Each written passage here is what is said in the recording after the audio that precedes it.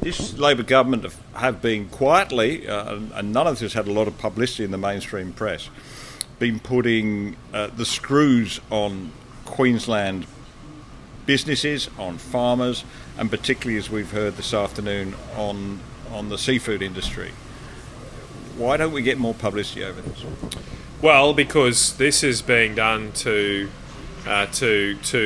assuage a moral guilt to a priestly caste that lives overseas. There's been a certain mythology that's cropped up around things like the Great Barrier Reef, and some of those that want to purport to signal their preference to protect the Great Barrier Reef want a penance. They want people to pay a penance to receive absolution. And unfortunately for us, those people that penance are applied to is not the people calling for it, not the people living in the inner cities that are worried about the reef. They're not asked to pay a price. It's only those who live out here. The worst thing about this, though, is it's pretty much always and everywhere a futile price. The costs that are imposed on fishermen, on farmers, to so-called protect the reef does nothing of the sort.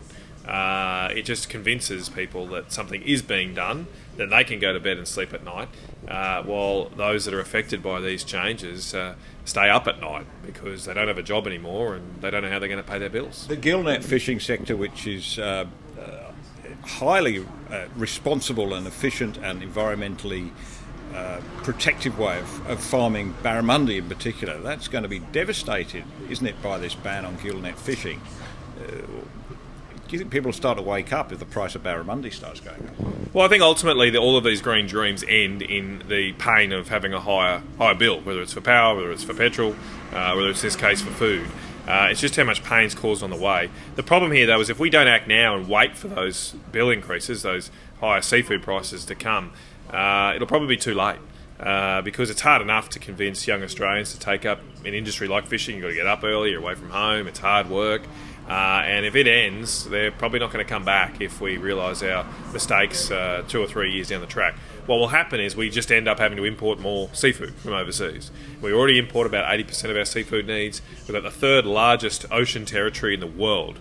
It is an environmental catastrophe that we rely for so much on our seafood protein needs from the overfished areas of the Mekong Delta in Southeast Asia, in Papua New Guinea, and do nothing to sustainably extract seafood from our own water. It would be much better for the world if we did so. We also provide those jobs to people. And so, look, hopefully we just got to campaign on this and put that information before people, that there is just no scientific evidence that gillnets are causing dugongs, dolphins, sharks to die. That is an absolute lie. There's not even any evidence being produced by those people who want to make these changes. Again, this is just all about signalling a virtue to organisations that are based away from here, that don't come visit here, and don't even bother supporting our local seafood industry.